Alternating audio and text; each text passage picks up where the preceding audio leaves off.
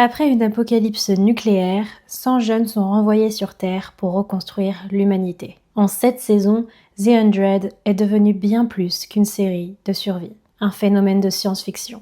Même si au fur et à mesure des saisons, le nombre de spectateurs a largement diminué. Vous l'avez compris, on se retrouve aujourd'hui pour 15 anecdotes sur The 100. Mais avant, café! Je suis ravie de vous retrouver pour une nouvelle vidéo. Pour ceux qui ne me connaissent pas, je suis Précy et je vous parle de cinéma. Pour ceux qui me regardent et qui ne sont pas abonnés, c'est le moment de s'abonner et pour les autres, c'est le moment de liker et de commenter cette vidéo. Et sans plus tarder, maintenant qu'on a notre café, on peut y aller. Les noms des personnages principaux de la série ne sortent pas de nulle part. En effet, ils sont tous empruntés à de célèbres écrivains de science-fiction. On peut notamment retrouver pour Clarke, l'auteur Arthur Clarke qui a écrit 2001, l'Odyssée de l'espace. Pour Well Jaha, on peut retrouver H.G. Wells qui a écrit La Guerre des mondes. Et pour Octavia, on a Octavia Butler qui a écrit Parabole. Et pour votre préféré à tous, oui, je le sais, Bellamy, on a donc Edward Bellamy qui a rédigé 100 ans après ou l'an 2000. À force de faire cette vidéo, je me rends compte que beaucoup de prénoms sont bien réfléchis. Alors que moi qui écris, je choisis mes prénoms comme ils me viennent. Ils n'ont pas de signification. Eliza Taylor, l'interprète du personnage principal Clarke Griffin, a révélé qu'elle n'avait pas eu à passer d'audition pour décrocher le rôle. Elle disait « J'étais à Los Angeles depuis 1 mois et on venait de me voler ma carte de crédit. J'étais prête à faire mes valises pour retourner en Australie et là, j'ai reçu un appel de mon manager. Une ancienne audition que j'avais enregistrée pour un film avait été examinée par les producteurs de The 100 et ils voulaient me voir dès le lendemain. J'ai donc lu le script ce soir-là, je suis allée au rendez-vous et j'ai obtenu le rôle. » Les castings sauvages, qu'ils soient sur internet ou dans les rues, c'est fou comme... En fait, je sais pas, je me dis c'est un risque de faire ça, mais c'est en même temps hyper naturel. Du coup, je pense que c'est une idée que j'aime beaucoup. En tout cas, j'adore les pépites que ça peut nous offrir parfois. Connaissez-vous le point commun entre The 100 et Game of Thrones? Non, c'est pas la dose de mort. En fait, il y a quelqu'un de Game of Thrones qui a collaboré sur The 100. En effet, le langage Trikesa-Glenglé, c'est un enfer à prononcer, parlé par les Grunders, a été entièrement créé par David G. Peterson. Ce dernier étant le créateur de la langue Dothraki dans Game of Thrones. Parce que pour ceux qui n'ont pas vu ma vidéo sur les anecdotes de Game of Thrones, on apprend en effet que c'est une vraie langue. Il y a une grammaire, une orthographe, il y a tout ce qui constitue une vraie langue, sauf les natifs, puisqu'ils sont fictifs. Mais c'est exactement pareil pour la langue, dont je ne redirai pas le nom, de la série The 100. Pour ceux qui n'ont pas vu la vidéo Game of Thrones, je vous invite à la regarder, je vous le glisse ici dans le petit i. Et donc non, cette langue n'est pas du charabia, c'est une vraie construction, avec une vraie grammaire. Les gens qui sont comme moi, qui détestent la grammaire, se disent mais à quoi bon créer des nouvelles langues avec des nouvelles règles? Écoutez, ça plaît à certains. Il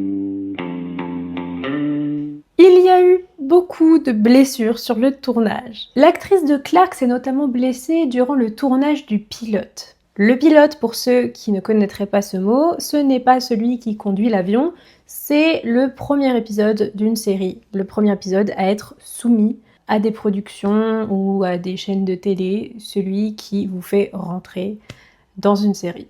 Le premier épisode. C'est pour ça qu'il y a pas mal de premiers épisodes dans la série qui s'appellent Pilote. Mais ce n'est pas la seule. Mary Avgeropoulos, qui incarne Octavia Blake dans la série, a failli se crever un œil avec une lance lors d'une scène d'action. Dishon Lashman a également eu son lot de blessures. L'actrice qui a incarné Anya s'est cassé le nez lors du tournage de l'épisode 3 de la saison 2. Bob Morley, l'acteur de Bellamy, s'est par ailleurs cassé la main.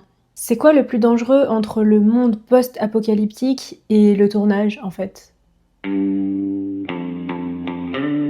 Bob Morley, l'acteur de Bellamy, a endommagé ses cordes vocales. En effet, dans une scène, Murphy le pend. Sauf que ça devait être un peu trop serré, en tout cas ça a endommagé ses cordes vocales et on peut notamment s'apercevoir que dans les scènes suivantes, sa voix est légèrement différente. Notamment lors de son grand discours. Sa voix est un peu plus tendue parce qu'il a eu des lésions aux cordes vocales. Je viens de vous le dire, le tournage est plus dangereux que la série. Steve Taylor a été viré. Steve Taylor a incarné Kyle Wick dans The 100. Il était censé être un love interest pour Raven, mais il n'y a pas vraiment eu de relation entre eux au final. Et on a su que Taylor avait apparemment été renvoyé de la série.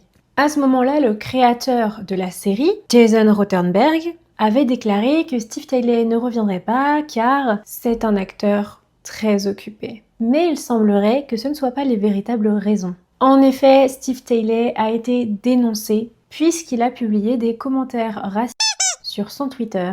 Il aurait notamment fait une blague sur son appartenance au KKK.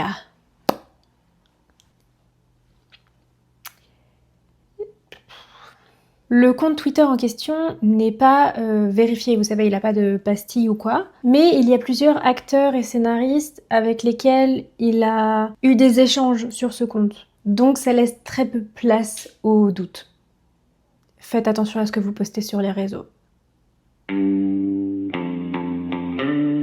Bob Marley, qui incarnait donc Bellamy, a été accusé de violence par son ex-petite amie, Arin Zek. En 2020, dans une déclaration de 2 pages publiée sur Twitter, Arin Zek affirmait que l'acteur avait été violent verbalement et émotionnellement. Et dans un tweet qui a été supprimé depuis, elle expliquait avoir été manipulée et isolée par l'acteur pendant 3 ans et demi. Par la suite, il l'aurait trompée et aurait rompu avec elle. Et elle ajoutera qu'il avait fait exactement la même chose avec sa petite amie d'avant en la trompant avec la même personne avec laquelle il l'a trompée. C'était clair ça ? On va dire que c'était clair. Bien que la jeune femme n'ait pas nommé la fille en question avec laquelle il l'aurait trompée, plusieurs médias l'ont identifiée comme étant Eliza Taylor, l'actrice de Clark. Pourquoi, me direz-vous ? Tout simplement parce qu'après la rupture, ils se sont mis ensemble et 4 mois plus tard, ils se sont mariés. Son ex-petite amie déclare néanmoins qu'il l'a vraiment trompée avec Eliza, car elle les aurait vus s'embrasser sur une caméra de surveillance. Ah, l'amour. L'actrice d'Octavia a eu un certain nombre de scènes dramatiques à jouer. Mais la chose la plus dure qu'elle ait eu à faire pour la série a été de la quitter. En effet, la production, les équipes, le casting n'ont pas pu se dire au revoir correctement et ça a beaucoup pesé sur elle. Il y a beaucoup de choses qui vont me manquer dans la série, notamment parce que j'ai l'impression qu'on n'a pas pu se dire au revoir. On a terminé le tournage de The 100 la veille du confinement mondial, et j'ai eu l'impression d'avoir passé 7 ans de ma vie à incarner Octavia Blake dans un univers post-apocalyptique artificiel pour finalement plonger directement dans ce qui ressemble à une véritable apocalypse. Je n'ai pas pu dire au revoir comme il se doit à mes camarades de casting, ni remercier les scénaristes et les producteurs qui m'ont offert cette opportunité qui a complètement changé ma vie. Je trouvais cette anecdote beaucoup trop adorable. Et c'est vrai qu'on se rend pas compte, mais 7 ans de ta vie dans une série, en tant que personnage très important en plus, je pense que c'est vraiment quelque chose. Un peu comme la fin de Friends ou de How I Met Your Mother. Et je peux comprendre cette frustration et surtout qu'ils ont peut-être pas pu se revoir tous ensemble plus tard. Je comprends et je trouve ça adorable de sa part. J'adore cette actrice, j'adore Octavia, genre... Lindsay Morgan a failli ne pas participer à la série. Lindsay est l'actrice qui incarne Raven. Ouais, là vous venez d'imaginer The 100 sans Raven. Je comprends. À la base, Raven était un personnage complètement différent. Dans une interview, Lindsay Morgan a expliqué que la version originale de Raven était censée incarner la mère de Finn. Ils l'ont retirée du premier épisode, puis se sont dit « Oh, on n'a pas besoin de ce personnage ». Puis, ils ont décidé de la faire revenir comme sa petite amie, et ça a donné l'un des personnages les plus appréciés de la série. Sauf qu'après ça, son personnage ne devait apparaître que dans 5 épisodes, les 5 premiers de la saison 1. Mais face à l'amour des fans pour ce personnage, ils ont décidé de la garder et je leur en remercie. Non, je l'aime trop. Elle est vraiment trop chou, quoi. Qui peut ne pas l'aimer? Et juste comme ça, Raven est devenu un personnage récurrent. Ricky Weasel, l'acteur qui a incarné Lincoln, a déclaré qu'il avait dû quitter la série. Non pas pour des raisons professionnelles, mais parce que son patron, Jason Rothenberg, avait abusé de sa position. Au début, les fans pensaient que l'acteur avait simplement quitté la série, afin de poursuivre d'autres projets. Cependant, après coup, il aurait confié avoir été harcelé par le showrunner, Jason Rothenberg. La révélation de l'acteur est survenue après que sa propre mère ait tweeté. La femme a souligné que Ricky avait dû s'éloigner à cause du harcèlement. Et lui a confirmé les propos de sa mère en disant « Rothenberg a abusé de sa position pour rendre mon travail intenable. » Apparemment, il s'est avéré que le temps d'écran de Lincoln se réduisait de petit à petit. Tout simplement parce que le showrunner entretenait un conflit inexpliqué avec l'acteur. Et l'acteur a déclaré que Jason faisait tout pour rendre Lincoln insignifiant. Il a même contacté d'autres producteurs pour comprendre pourquoi son personnage avait si peu de dialogue, mais ils lui ont dit qu'il devait parler à Rothenberg. Finalement, Weasel décide de ne pas accepter le harcèlement et d'aller accepter d'autres rôles, avant de quitter le projet de lui-même. Weasel a dû tourner une scène finale où son personnage prenait une balle dans la tête, et il n'était pas du tout satisfait de cette mort qu'il trouvait bien trop tragique. « Il a été exécuté sans raison, il était très faible. » A déclaré l'acteur lors d'une interview. Pour ne pas attiser le scandale, Jason Rothenberg n'a jamais répondu. Mais il a publié une courte déclaration à la presse disant qu'il appréciait tout le travail de Ricky Weasel et qu'il lui souhaitait le meilleur dans sa carrière. Alors, est-ce que la vérité c'est que l'acteur était trop touché dans son ego et n'était pas d'accord avec les choix du showrunner, s'est monté la tête et est parti? Ou est-ce qu'il y a encore des zones d'ombre et il a effectivement été harcelé? J'imagine qu'on ne saura jamais le vrai du faux.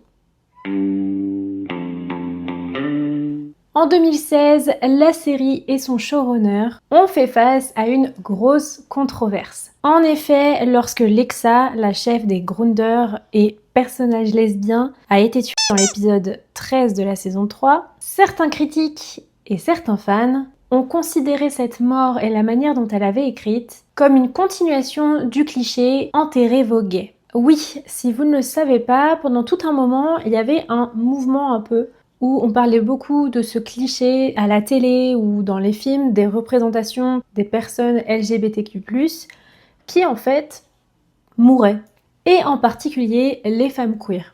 Apparemment, ça aurait été démontré que les femmes queer dans les représentations cinématographiques mouraient bien plus souvent que les autres, les représentant implicitement comme jetables. Des êtres dont l'existence n'était là que pour servir les histoires des personnages hétéros, ou pour attirer les téléspectateurs.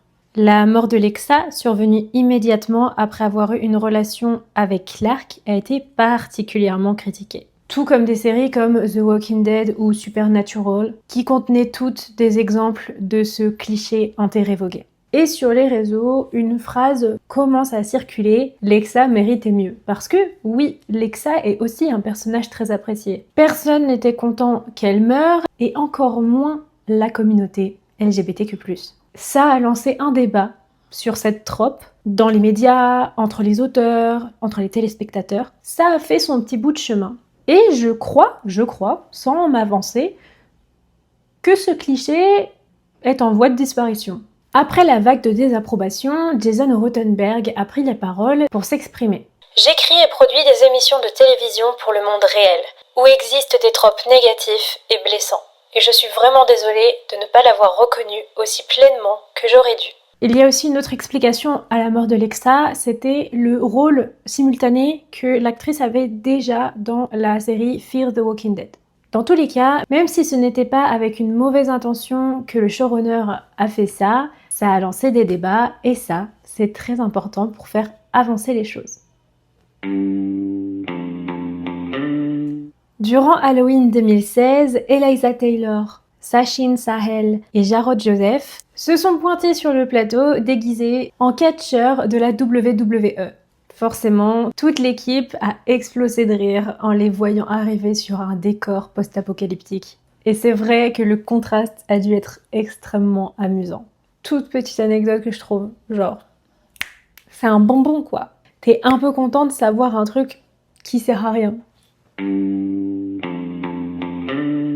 Eliza Taylor devait réaliser l'un des épisodes de la série. C'est quelque chose, je dirais pas de courant, mais ça arrive que dans des séries assez longues, on propose à des acteurs de réaliser. On a notamment proposé à David Schwimmer de réaliser un ou plusieurs épisodes de Friends. Bref, tout ça pour vous dire que Eliza Taylor devait réaliser un des épisodes de la saison 7. Cependant, elle a dû abandonner l'idée à cause d'une fausse couche. Un événement tragique qui a dû la toucher énormément. Alors, est-ce qu'elle n'a pas pu le faire parce qu'elle était émotionnellement pas disponible ou parce que physiquement ça n'allait pas?